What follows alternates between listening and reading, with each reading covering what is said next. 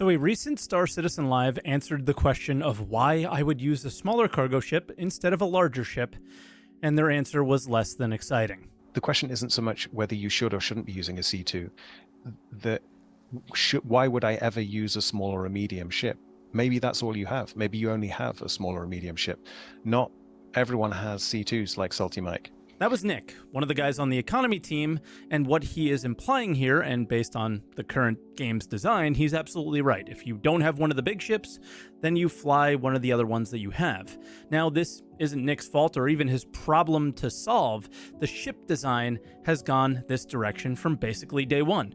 Currently in Star Citizen, there are a few career paths you can go down, like mining, salvage, cargo hauling, that's kind of on the way, and there has always been combat as an option, with PvP kind of under that umbrella. Ship progression has always been a fundamental part of the ship design process, but how CIG has gone about this is strictly this way. The bigger, the better, or the more guns, the better, and I have to say, I think this is becoming a real big problem. So what exactly is wrong with bigger is better? For me, it essentially creates a meta for every aspect of Star Citizen. The best mining ship is the Mole, the best salvage ship is the Reclaimer, the best hauling ship is the C2, and if you're PvPing in anything other than a Hornet at the time of recording, you are putting yourself at a disadvantage. 4 ships, 4 out of the well over 100 ships are the main choices people would recommend you try and use to make the most or have the most success in Star Citizen, the meta in their category. CIG has spoken a lot around ship combat where they want to avoid this, and I think they're working really hard in this direction, but Master Modes is clearly not in a place that anyone wants it to be, including the development team.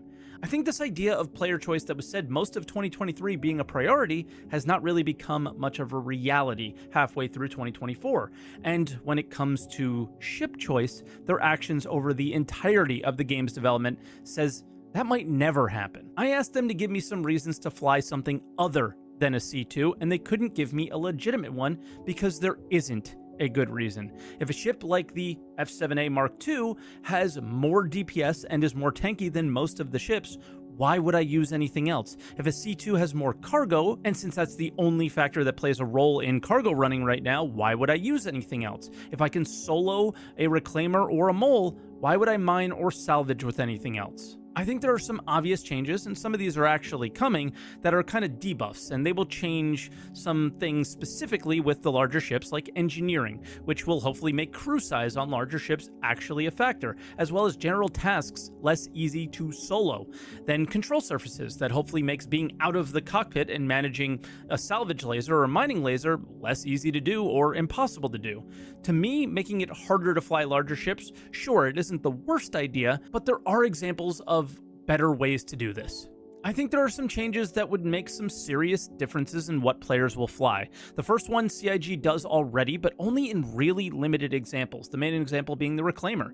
Did you know that the Reclaimer uses the same lasers as the Vulture and was simply given a bonus to salvage speed? No realism reasons, no lore, just gameplay. Same goes with the Argo Mole. The bags are exactly the same size as the Prospector bags, but they hold 33% more raw ore. How? Why? The Mole magically reduces instability on rocks the more lasers it uses. Now, I'm not sure this really proves my point, because making a already better ship even better than the other ships in its class, right? But this does prove that they are willing to make choices that are gameplay choices exclusively, nothing else.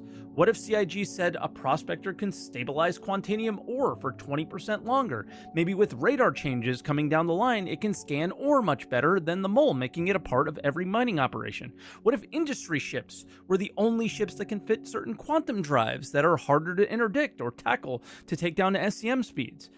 If you haven't got the point yet, if CIG spent some time designing ships instead of doing a lot of bespoke artsy things with their ships, like we're seeing them do a lot more lately, if they started differentiating on what is coming and what they have now already by giving it buffs to ships that are unique to a given scenario in its career path, and yeah, sure, some debuffs too, man, that would be amazing.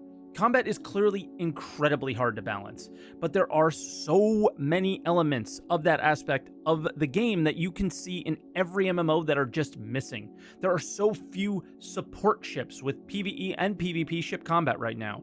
We heard hacking might be on their mind more recently, but Like E-War. We haven't heard that in forever. I just flew a ship that does target painting in EVE Online tonight. If I target a ship, I do 0 damage, but anyone else in my squad does 50% more damage as long as I maintain that lock. I started theory crafting with other Star Citizens while I was enjoying my time in that ship, and someone in the Discord had such a cool idea. You know the new precision targeting mechanic? What if ships like, I don't know, the Buccaneer or some maybe Hornet Tracker, right, can play this role on the battlefield using that mechanic? You have to be accurate, because obviously games like EVE, there's a lot less skill involved and a lot more RNG, right? This one's out there, so feel free to tear me apart in the comments, but what if certain ship types were limited to certain weapon types, like dogfighters can only attach anti-fighter weapons and so on? Obviously, turrets could equip these as well. You can argue against any of my probably stupid ideas, but that's not the point of the video. The point is, don't you want to see people flying all sorts of different ships? Do you want to look at an MSR and know what kind of hyper-specific activities they might be up to?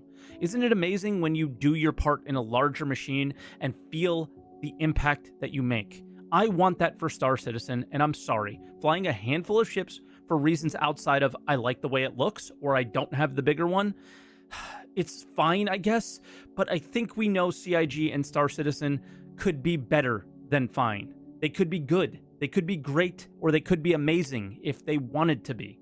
Star Citizen will have metas, right? Obviously. But if we had a ship or two that mine certain minerals better than the others, you start to have a lot of miniature metas. And as a guy who fell in love with the Freelancer, I just want a reason to fly it.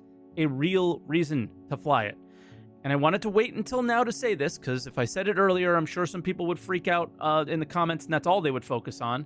Star Citizen players can buy ships in-game for real money.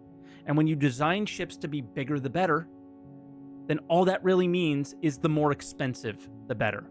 But if they really took the time to do some serious design on their ships from a gameplay side, players who are not paying, players who are not playing 50 hours a week can have a role in this game, participating in the wider economy or even super sweaty PvP. I really don't think anyone out there can argue against this point of ship progression being both horizontal and vertical, or simplifying wanting more ships in the game to just be truly viable. But I'm sure you'll have your own ideas, so sound off in the comments and let me know what you would do. And let me know if you like these kind of hit record and just go videos. Throw up some videos and just let my thoughts go. And yeah, if you do, get subscribed, and that's all I really got. So I'll see you next time.